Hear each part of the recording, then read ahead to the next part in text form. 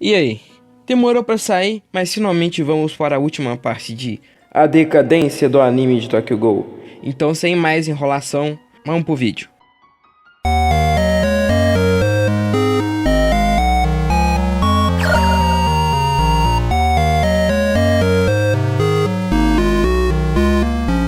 Então, se você tá meio perdido, faz o seguinte: acesse a playlist que tá na descrição, onde você vai encontrar as outras partes dessa série. Aproveita para deixar o like e se inscrever no meu canal, ativar o sino, que aí você recebe todos os meus vídeos. E eu tenho um desafio: será que a gente consegue bater 200 inscritos até o final do ano? No último vídeo, a gente parou com o seguinte cenário: o Kano foi para Aogiri, o Shinohara ficou gravemente ferido graças ao Kaneki, e o Kaneki decidiu acabar com o grupo dele. Mano, esse é o último arco do mangá de Tokyo Ghoul, então ele é bem complexo e vai ser difícil de resumir, mas eu vou pegar as partes mais importantes e aí depois a gente vai e compara com o anime, então a gente sempre fez. Tá, é o seguinte, vamos começar com a seguinte informação: o grupo do Shinohara, antes da missão da mansão, foi na cafeteria da Antei, e eles foram lá pra saber mais coisas sobre o Kaneki, porque o Kaneki trabalhou lá, então eles foram lá pra saber o paradeiro dele. Aí eles encontram com o gerente, só que o gerente dá uma despistada neles e só fala que ele saiu e nunca mais viram ele. Mas mesmo assim o Shinohara fica com uma grande suspeita do gerente. Então grava essa informação aí porque ela vai ser muito importante. O Kaneki decide voltar pro 20º distrito e ele vai atrás do Uta, aquele carinha das máscaras. Ele vai atrás de informações sobre o gerente e sobre o Yomo. O Uta revela que não tem informações sobre o gerente, mas sobre o Yomo ele tem. Ele fala que os dois foram companheiros de distrito na adolescência. E ele revela que o Yomo era um jovem muito amargurado e que buscava vingança contra o Arima. E o Arima é o investigador mais forte da CCG. Ele é tipo o Goku, mano. O cara é fodido. O Yomo busca vingança contra ele porque ele matou a irmã dele. E a irmã dele é mãe da Touka e do Ayato. Então, consequentemente, o Yomo é tio deles. Depois dessas informações, o Uta fala para ir atrás do Yomo, porque ele deve ter mais informações sobre o gerente. Na SCG, eles começam a investigar mais sobre o Gol que eles encontraram lá na mansão do Kano, que eles apelidaram de Centopeia, que também é o Kaneki, mas eles não sabem disso. O Amon e a Akira começam a desenvolver um vínculo mais forte por conta de todas as missões deles. O Shinohara ainda está se recuperando dos ferimentos que ele sofreu contra o Kaneki, e a SCG está se preparando por uma grande missão. Eles estão investigando o paradeiro da Coruja, que é o Gol mais procurado da CCG, por conta de tudo que ele já fez. Ele é um Gol de rank SSS, então ele é muito forte. E eles estão investigando a possibilidade de existir 2 Gols Coruja. Beleza, agora vamos voltar pro Kaneki. O Kaneki vai atrás do Yomo para saber mais informações sobre o gerente. E lá ele vê que o Yomo está cuidando da Rise. Ele tenta falar com a Riz, mano, mas a Riz tá lelé da cuca, velho. Porque um Gol, quando tá com fome, ele não consegue fazer nada além de pedir comida, mano. Ele fica loucaço. E a Riz tá nesse estado aí, deplorável. Aí a gente tem um entendimento de como o Yomo foi parar na Antei, porque o gerente ajudou muito ele nessa época aí que ele estava atrás do Arima. E aí, com essas informações em mãos, o Kaneki agora vai atrás do gerente, e assim ele volta pra Antei. A Touka tá meio sumida, mas isso tem uma explicação. Depois de toda aquela treta lá contra o Jason, quando eles foram resgatar o Kaneki, ela resolveu focar pra estudar e entrar na faculdade, e ela até consegue. E esse tempo todo ela tá sumida por causa disso. Beleza, Kaneki chega na Anteiko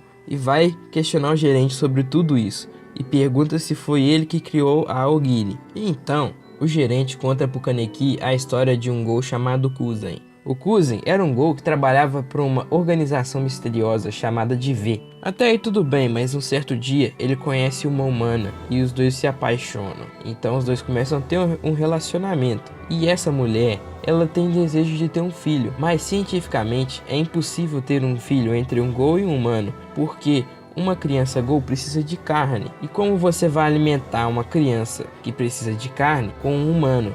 Mas aí o que é que ela faz? Ela come carne humana. E assim nasce uma bela criança. Só que a organização do Kuzen não gosta nada disso. E aí eles vão atrás da esposa do Kuzen e matam ela. E o Kuzen, em uma tentativa desesperada de proteger sua filha, entrega ela para um cara chamado Noro. E então essa criança cresce amargurada e assim ela se torna a líder da Aogiri. e também apelidada de Coruja. Então o Kuzen, para poder proteger sua filha, se passa pela Coruja também, porque aí ele vai atrair a investigação da CCG pro lado dele. Quando o gerente acaba de contar essa história, o Kaneki percebe que ele tá falando dele mesmo. O gerente é o Kuzen. E aí o gerente chama o Kaneki para voltar para Anteiko, e o Kaneki fica pensativo e volta para avisar o grupo dele. E então o Kaneki decide acabar com o grupo dele e todos irem para Anteiko. A maioria concorda e então é isso que eles vão fazer. Mas a vida não é um morango, e lá na CCG eles fazem uma reunião para atacar o paradeiro da Coruja. E eles finalmente descobrem onde está Cafeteria Anteiko, ou seja, a CCG irá atrás do gerente. Isso significa que está por vir muitas tragédias. O Kaneki, quando estava voltando para o 20º distrito, viu no jornal as notícias de que a CCG estava indo atacar Anteiko. E aí o cara desaba ali, não sabe mais o que ele vai fazer. Até que ele decide que ele vai ajudar o pessoal do Anteiko a combater a CCG. Mas o Gol Gourmet não quer deixar o Kaneki ir, porque a chance dele morrer é muito grande. Aí eles têm uma lutinha assim, mas aí o Kaneki consegue vencer e aí ele vai de encontro ao pessoal. Enquanto isso, o pessoal tá enfrentando os investigadores. O gerente tá lutando contra o Shinohara e o Juzo e uns outros investigadores, enquanto o Koma e a Irimi estão enfrentando alguns outros investigadores com o bonde deles, filho. Eles trouxeram o bonde para ajudar. Aí a Irimi tá lá apanhando e aí o Kaneki chega e ajuda ela. O Kaneki ajuda os dois, ajuda o Koma e a Irimi. E aí ele fala para eles irem para a rota V14, que é uma rota subterrânea que eles podem fugir por lá. E aí eles combinam de se encontrar nessa rota. Show! Agora o Kaneki vai de encontro ao gerente para ajudar ele. Só que no caminho, quem que aparece? Isso mesmo, Amon. Amon aparece lá para tentar impedir o Kaneki. E aí os dois têm uma luta. Assim, os dois sempre tiveram essa ligação de o Amon ser investigador bonzinho e o Kaneki ser o Gol bonzinho. O Amon começa na vantagem, mas aí o Kaneki entra naquele modo de centopeia de novo e inconscientemente ele acaba atacando o Amon e deixa ele lá no chão todo machucado. E aí ele acaba descendo subterrâneo e ele tá todo machucado, ele tá tendo umas ilusões lá, ele tá malucaço. Aí chega o Hideyoshi e ajuda o nosso amigo Kaneki. E ele revela que ele já sabia que o Kaneki era um Gol. Mas o Kaneki tá machucado, ele precisa se alimentar para poder se regenerar. Então a gente tem um corte. E a gente não sabe mais o que aconteceu com o Hideyoshi. Aí volta pro Kaneki de novo. O Kaneki está lá na rota V14 e ele acaba se encontrando com o Arima.